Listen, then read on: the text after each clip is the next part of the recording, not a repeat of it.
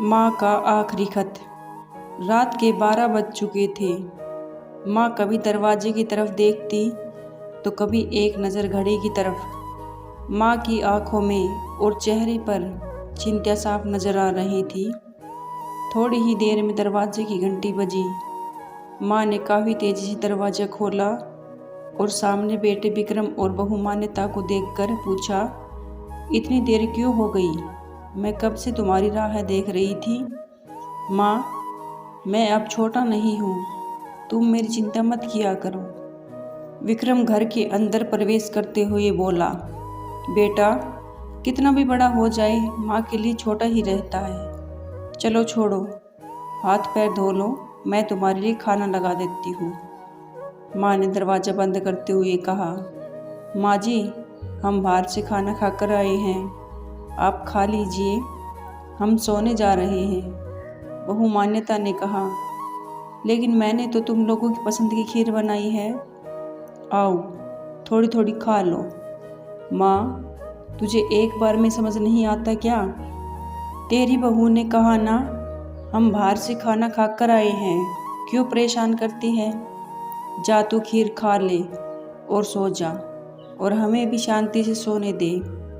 माँ अकेले कैसे खीर खा सकती थी और उसे बिना खाए कैसे नींद आ सकती थी, क्योंकि बेटे के इंतज़ार में उसने भी कुछ नहीं खाया था।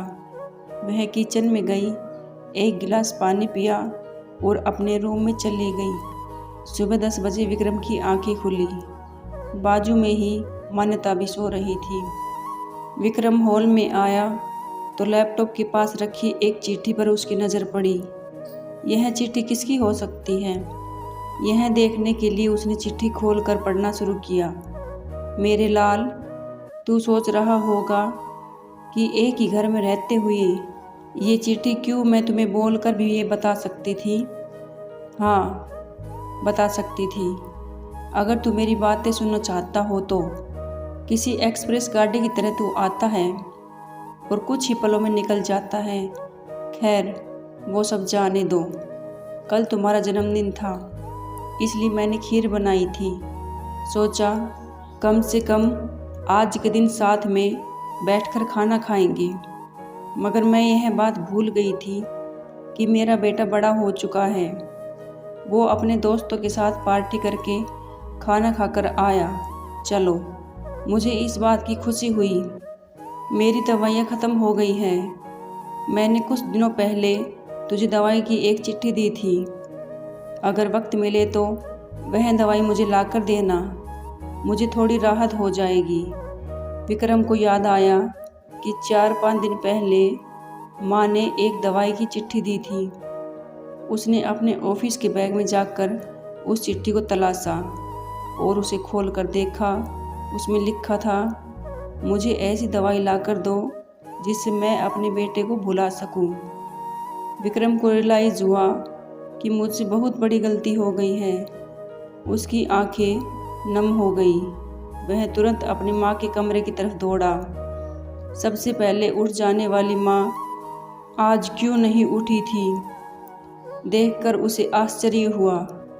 उसने माँ को उठाने की काफ़ी कोशिश की, लेकिन माँ एक गहरी नींद में सो चुकी थी। विक्रम के पास फुट फुट कर रोने के अलावा और कोई चारा नहीं बचा।